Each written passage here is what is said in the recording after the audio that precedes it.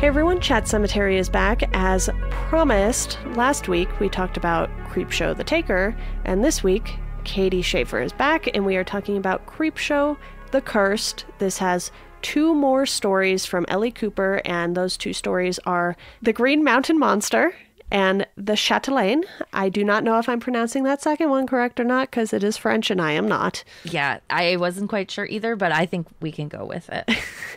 Yeah, so Green Mountain Monster. This one was kind of fun. It was very sci-fi. It wasn't super horror-y. It kind of was, but you have this boy, Randy, who, lives with his parents and his sister, and he keeps thinking that he is seeing this green, glowing kind of monster, and no one believes him. I also love that they have hens named after the Gabor sisters. I do too. As a chicken owner, I was like, that is how you name a hen. And a rooster named Godzilla. Yes. Yeah, and him and his buddy Bill go out camping and see this monster. And this is set in 1956, which I thought was an interesting touch because Bill is always on about the communists. I was like, sir, how old are you? Chill out about the commies.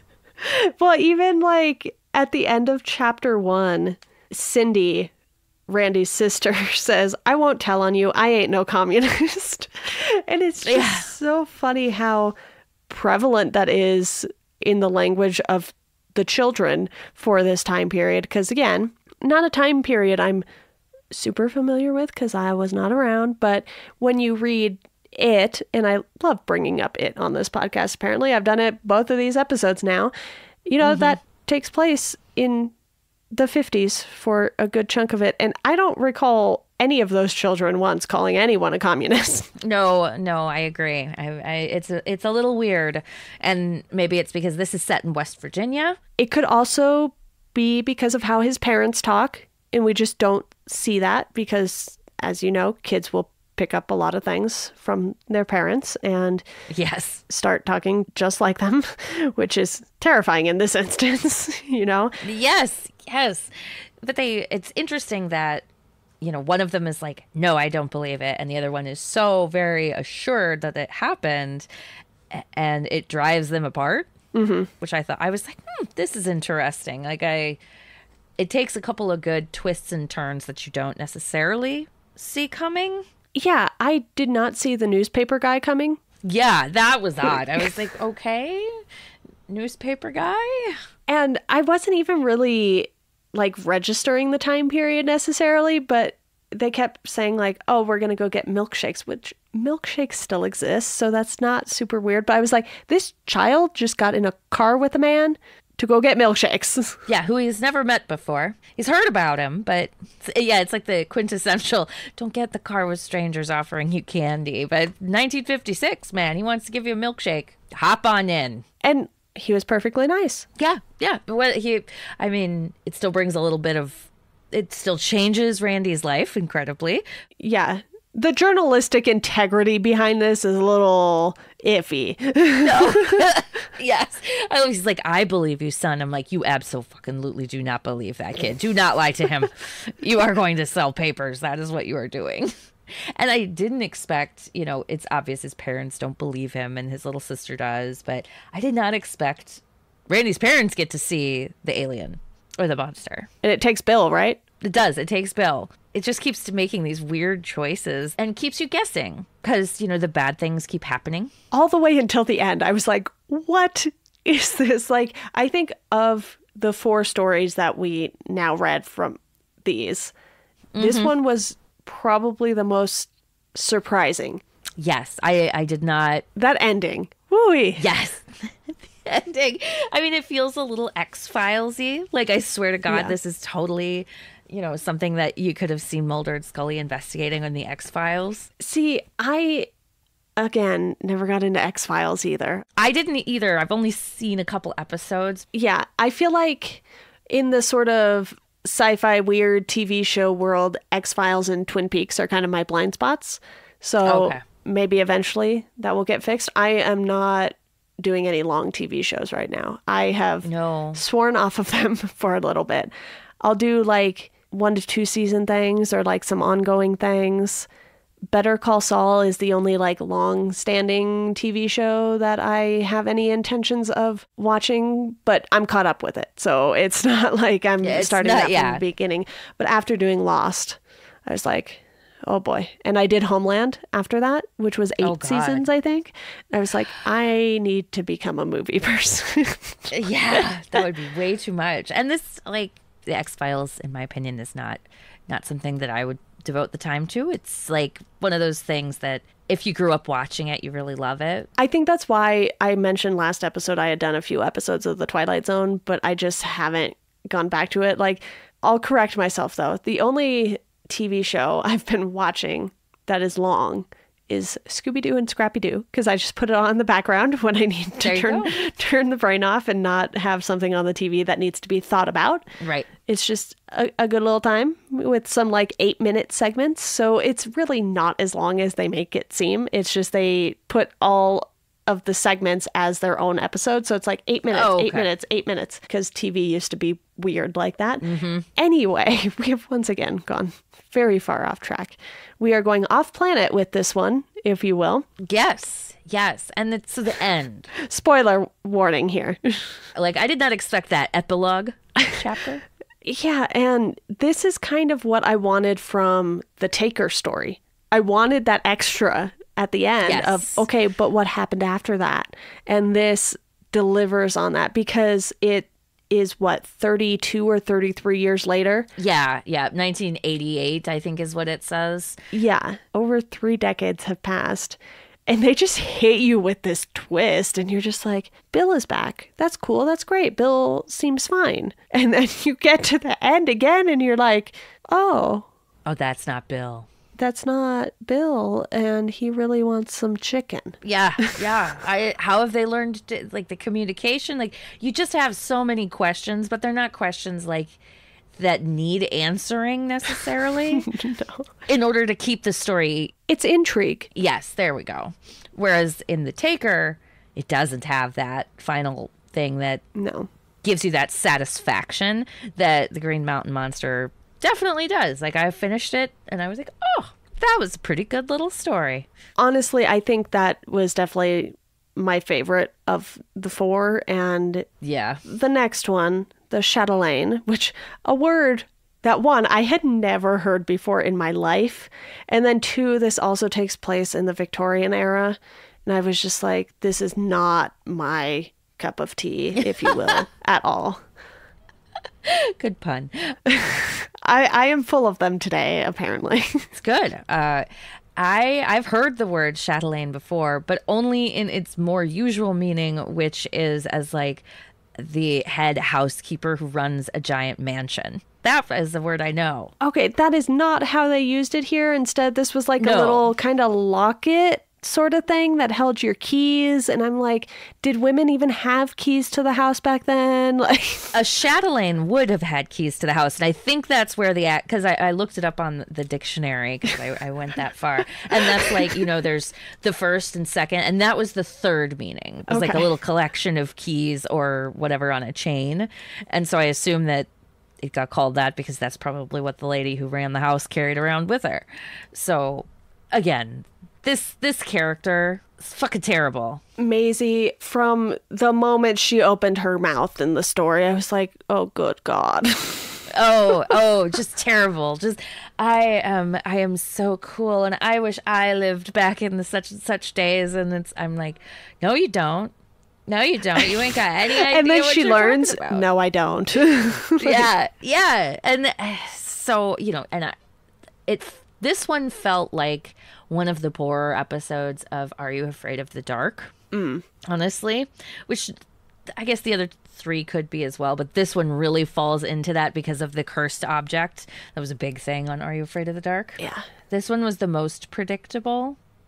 I think the biggest twist that really gets thrown in there is the evil scam artist guy and his sister who are trying to get her dad to marry Maisie off to the guy so they could get the dowry. It's just like, okay. I mean, it was so bad, the way that this character's mind worked. And look, the writing was fine. This just simply was not the story for me. The time period I did not care for. The character I did not care for.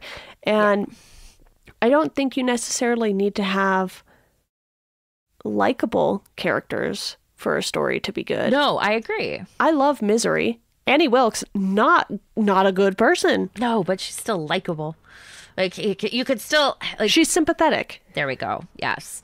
She's a character that you're intrigued by. This character I wanted to punch in the face the whole time. I was so bored. I was like, oh, God, you're one of those people. You know, which that's definitely a YA thing or middle grade fiction thing, which this also kind of is on the edge of being. I think it's just like... she was just so unlikable that it poisoned everything else about the story. And she was so naive. And that's also very frustrating to me to read is like, well, if you actually know anything about that time period, not a good time period for women or most, like the vast majority of people, very small group of people had a good life back then. And you had to be rich. Yes. And I just could not. This one just was not that well written in regards to giving us compelling characters because, like, everybody is very cartoonish. I didn't care about anyone. Yeah. Like in Pretty Polly, like, you feel for the kid and his mom. Yeah. Like, that's understandable and you have some kind of emotional response to them. But in this, like, all the characters, I was just like, I don't care about you. You're annoying or irritating or just flat. Like the dad is flat. It's like, I'm sorry. No man is like, he has to have some ulterior motive if his daughter brings in a piece of like a newspaper and is like, okay, but this guy did this like 3 years ago and killed his wife. And he's like, no, that can't be true. He was exonerated. I was like, yeah, that's definitely what a dad is going to do. If they actually love and care about their child. Yeah. Which I suppose back then debatable. Yeah, and you can only assume that guy doesn't actually care because, you know, as a parent, I'm not going to be too interested if I'm going to be like, honey, I have some questions. If my child comes home to me and says, yeah, this is my partner. I love them dearly. Yes, they have been married before. And, you know, their significant other died under very mysterious circumstances. But it's totally fine, Mom. Also, I'm 14. I'd be like, I think perhaps, I mean, I'm not saying... I think perhaps we should maybe postpone the wedding a little bit.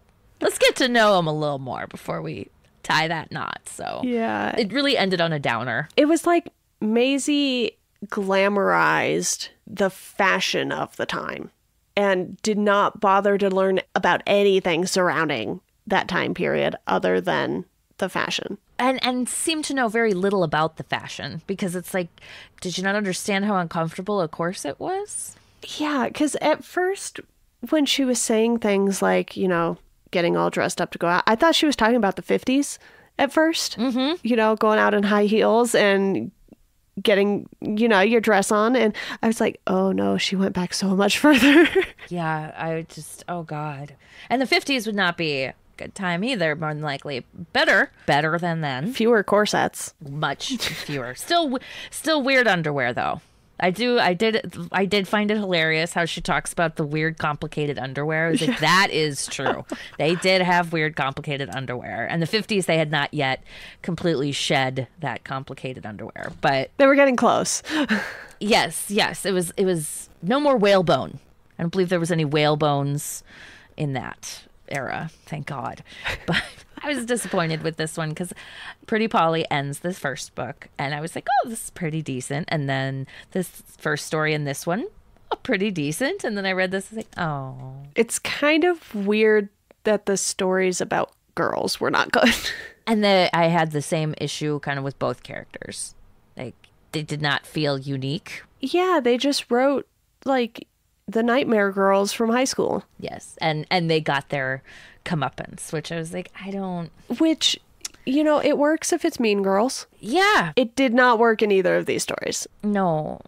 There's nothing to redeem them, and there's nothing really interesting about them. Yeah, this kind of has me thinking about books and shows for sort of this age group, and if the boys just, I don't know, there's something about boys this age that makes them more interesting than high school girls. Because the boys are younger. Yes, they're like middle school. Yeah, very firmly middle school aged, whereas the girls, I think, are both sophomores in high school. Yeah. And I'll tell you, sophomore boys in high school, no better. No better. Very frustrating and equally self-absorbed. With the 2 stories about the boys, sorry to cut you off there, but No, go for it. they're more curious. And sure, B goes and looks up the stuff about Kimmy in The Taker, which we talked about last episode, but, you know, the Green Mountain Monster, Randy is super curious. And he's willing to tell his story. And in Pretty Polly, Casey is a kid who goes to the library. He does all this research. He loves learning about animals. And there's just such a big difference in the curiosity level. And I think it's accurate. I think in middle school, you're a little more curious about everything. And then in high school, you're so worried about fitting in that all of that kind of goes away.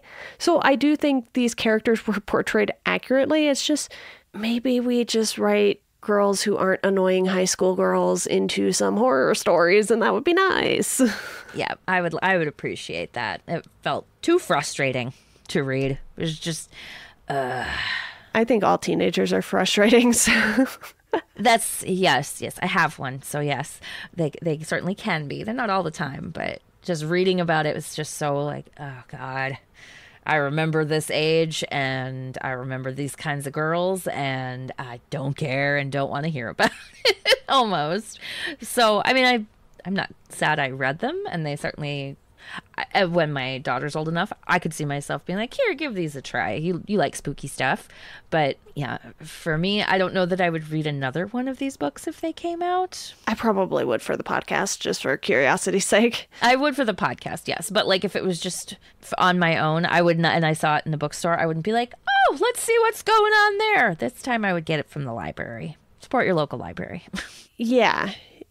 I don't think these were at the library just yet, because like I said, they came out last year, so it's kind of iffy on when a library would get stuff like this, because this isn't like, you know, Billy Summers or the latest Stephen King, you know, where they've got release. 17 copies. Yes.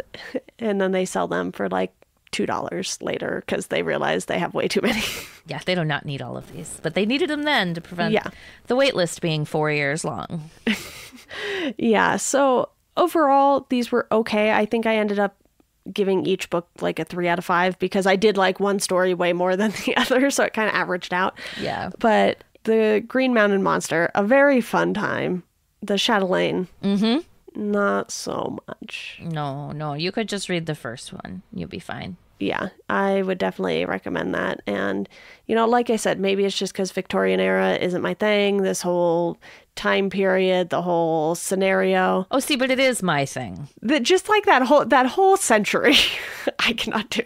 Well, and it's fairly inaccurate to what the time period was like as well. It talks about the old line of you can't say table legs because it's too risque. Like, no, that wasn't actually a thing. They called them table legs. That's what they are. They weren't that like shrinking violets about it, you know. So, but again, it's a book for, you know, tweens and early teens, and in that regard, I think it's probably fine, but yeah, only for really that age range. Yeah, well, Katie, thank you for reading not one but 2 of these books and coming on to discuss them. No problem. If they do another one, I'll read it for this show. I appreciate your sacrifice. Thank you. It's a big one.